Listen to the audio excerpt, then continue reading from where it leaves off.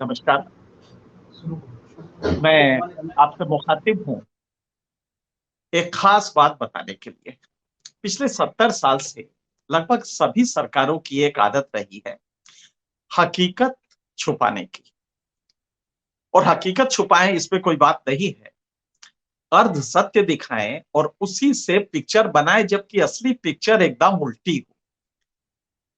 तब तकलीफ होती है क्योंकि तब पब्लिक ओपिनियन उसके हिसाब से नहीं बन पाती, और आप जानते हैं प्रजातंत्र में पब्लिक ओपिनियन से बड़ा कुछ होता नहीं। तो सरकार ने ये एक टूल चालाकी से लिया है जिसमें कि अर्ध सत्य बताते हैं। और अगर एक मीडिया आपके फेवर की है, बड़े बड़े इश्तिहार हर तीसरे दिन निकल रहे हैं, दो दो पेज के निकल रहे हैं, करोड़ों रुपए के निकल रहे हैं, तो एक वर्ग है मीडिया में जो कि केचुआ हो जाता है, रीढ़ विहीन हो जाता है। ये उसकी प्रॉब्लम है, लिहाजा सत्य छिप जाता है उस प्रोसेस में। 70 साल से ये इसलिए सिलसिला चल रहा है कि अगर कॉमन अंडरस्टैंडिंग समाज की वॉल्यूम ऑफ इंफॉर्मेशन, सही सूचनाएं और उनकी तादाद सीधे उनके पास पहुंचे तो यह दिक्कत ना हो। उनका लॉजिक पावर अगर सही हो तो दिक्कत ना हो। मुश्किल यह है कि समाज के एक बड़े भाग में तर्क शक्ति कमजोर है, दो सत्य को मिला नहीं पाते हैं, सत्य उनके पास पहुंचता नहीं है, पहुंचता है तो अर्ध सत्य पहुंचता है। लिहाजा हम ये कोशिश करते हैं कि आपको वो पूरा वो फैक्ट दिखाएं जो कि सत्ता नहीं दिखाती है। अब उदाहरण के लिए लीजिए, चुनाव आया है, इश्तेहार निकल रहे हैं, और एक इश्तेहार अभी 2 दिन पहले हमने देखा देश के सबसे बड़े अखबार में और लगभग सभी अखबारों में था, उत्तर प्रदेश बेहतरीन लॉ एंड ऑर्डर, मुख्यमंत्री की वजह से बेहतरीन लॉ एंड ऑर्डर। और ये तस्दीक, ये सर्टिफिकेट देश के प्रधानमंत्री मोदी जी ने दिया है, ये उसमें लिखा हुआ है। ये उसी दिन की घटना है जिस दिन गोरखपुर में पीट पीट के केसों ने एक व्यापारी को मार दिया। उसके बस कुछ ही दिन बाद लखीमपुर खीरी हुआ। पर जो इश्तेहार आज भी आ रहे हैं वो यही आ रहे हैं कि देश में कानून व्यवस्था बहुत अच्छी है। तो जब हम दो चीजों को मिलाएंगे, दो फैक्ट्स को, तब समझेंगे कि हो क्या रहा है, और तब खतरा बढ़ जाता है, हमारा ट्रस्ट इन संस्थाओं से कम होने लगता है।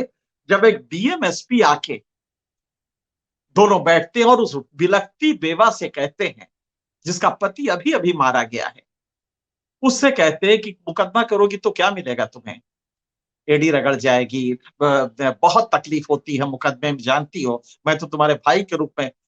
आईएएस की पढ़ाई इसके लिए जब एग्जाम दिया था तो अनफॉर्चुनेटली मैं चूंकि उसका एक डीप एनालिसिस करता हूं, तो यूपीएससी के एग्जाम में ब्राजील में एग्रीकल्चर सेक्टर का जीडीपी कितना में कंट्रीब्यूशन कितना है, ये पूछा, रटा रटाया सवाल, उसने आंसर दे दिया और उसको मान लिया गया कि ये कलेक्टर बनेगा, ये बंदूक गोली चलाने के इसको आदेश देने की ताकत दी जा सकती है। आपने ये नहीं पूछा कि जब चीफ मिनिस्टर ऑड सिचुएशन में, चीफ मिनिस्टर नाराज होगा या चीफ मिनिस्टर को खुश करने के लिए अगर वो कोई गलत काम करने को कहेगा, तो क्या आप करेंगे?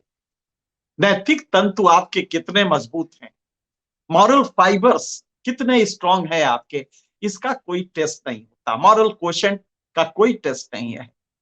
उसके टूल्स डेवलप ही नहीं किए गए कि उस आईएएस के एस्पायरेंट से ये पूछे और उसका देखे कंडक्ट कि जब चीफ मिनिस्टर ऐसी सिचुएशन आएगी तो क्या तुम चीफ मिनिस्टर को खुश करने के लिए उस बेवाक पे दबाव डालोगे बैठ के? क्या इसीलिए ब्राजील का जीडीपी तुमने एग्रीकल्चर सेक्टर का देखा था?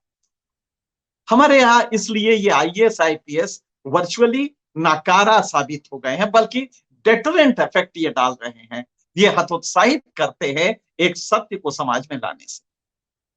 तो ये यूपी की बात हुई।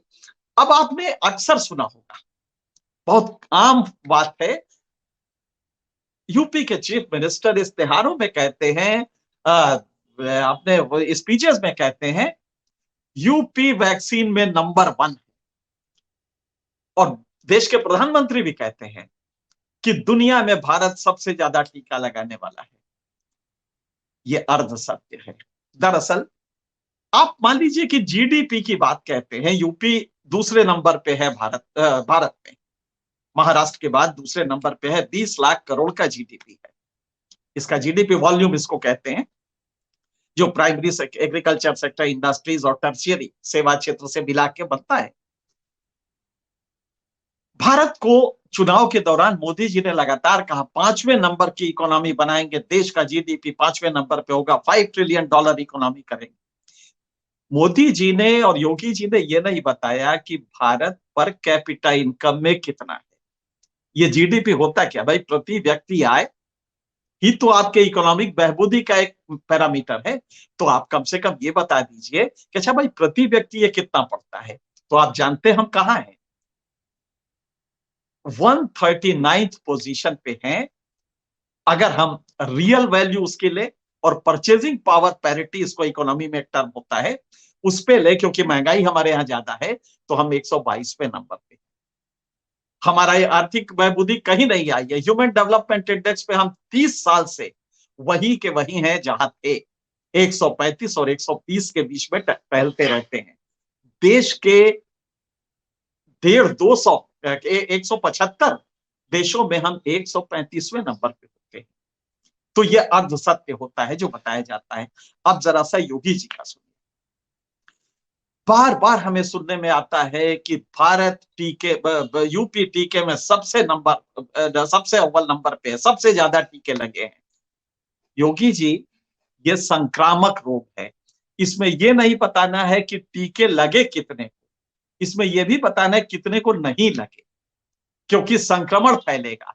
और जब ये लोग जाके वहां जाएंगे और दोनों के बीच में इंटरेक्शन होगा, तो ये संक्रमण बढ़ेगा। तो ये भी बताना होगा कि कितने को नहीं लगे।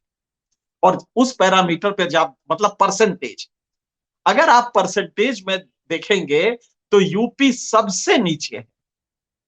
भारत के सभी राज्यों में सबसे नीचे अगर कोई एक राज्य है तो वो यूपी है। उसके बाद बिहार वार का नंबर आता है। तो आप प्रतिशत नहीं बताते। UP, India, government of India ने भी इसको रोक दिया है। एकदम सारे आंकड़े रोक दिए गए कि परसेंटेज ना बताना। योगी जी भी जानते हैं चुनाव का टाइम है, कैसे कह दे कि साहब सबसे नीचे है। आपको एक उदाहरण देते हैं।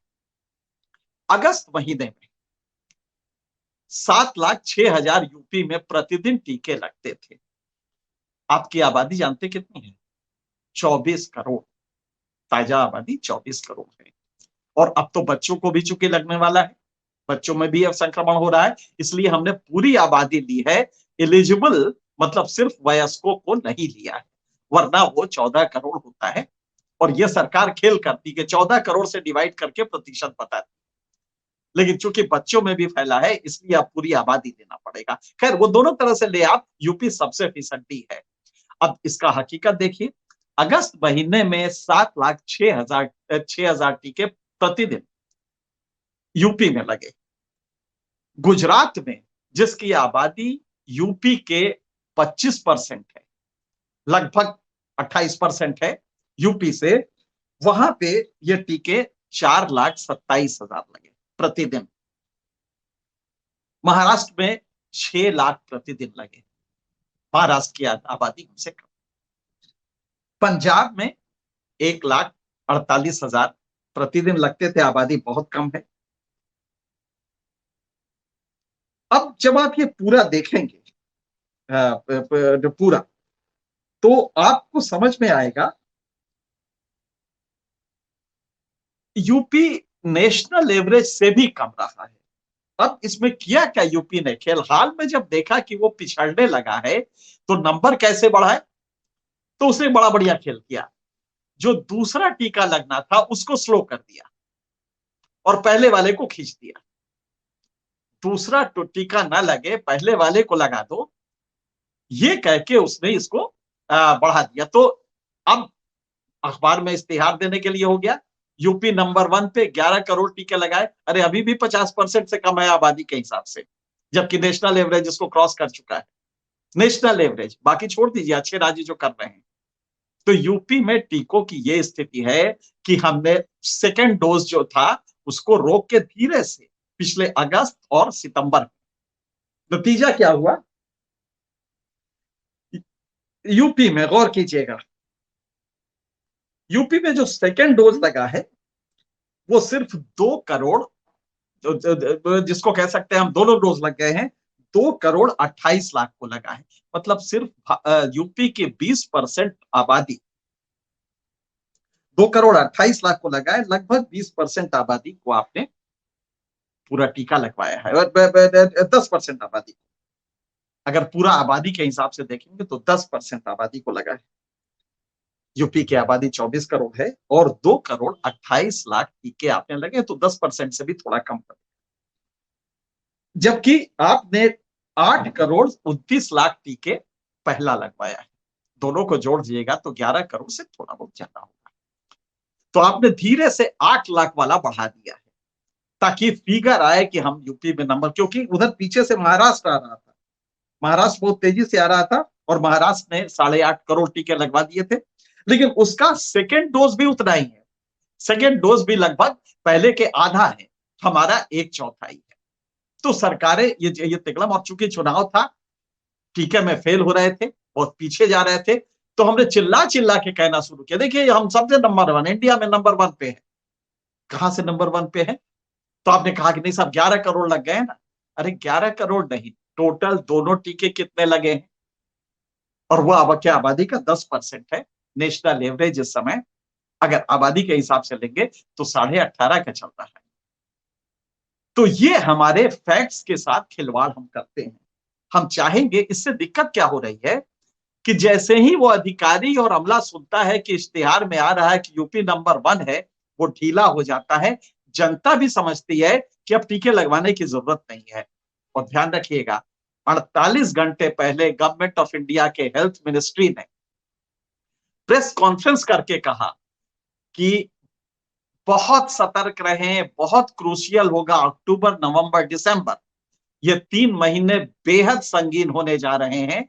लिहाजा इसमें आप वही सोशल डिस्टेंसिंग का पालन कीजिए, वही सारे सब नियम पालन कीजिए और वही टीके की रफ्तार बढ़ाइए। आज उसने 24 घंटे पहले अफसोस जाहिर किया है, कुछ राज्य टीके में बहुत स्लो हो गए हैं। जाहिर है यूपी का नाम इसलिए नहीं लिया क्योंकि चुनाव होने हैं, लेकिन आप जब तक ये नहीं बढ़ाएंगे, ये संकट आप पे रहेगा। चुनाव आप जीत सकते हैं, हार सकते हैं, लेकिन कोरोना से जीतने हारने का तसव्वुर अलग है, उसका जज्बा अलग है। इसलिए हम सिर्फ अपने व्यूअर्स को बताना चाहते हैं, सरकार तो सुनती नहीं है, लेकिन व्यूअर्स कम से कम चेतना ये डेवलप करे कि टीके को लेके हम कितने सतर्क रहें, ताकि सरकारें भी मुतासिर हों, कम से कम यूपी की सरकार मुतासिर हो। फिलहाल इतना ही, फिर कभी किसी और मुद्दे पे मिलेंगे। बहुत बहुत धन्यवाद।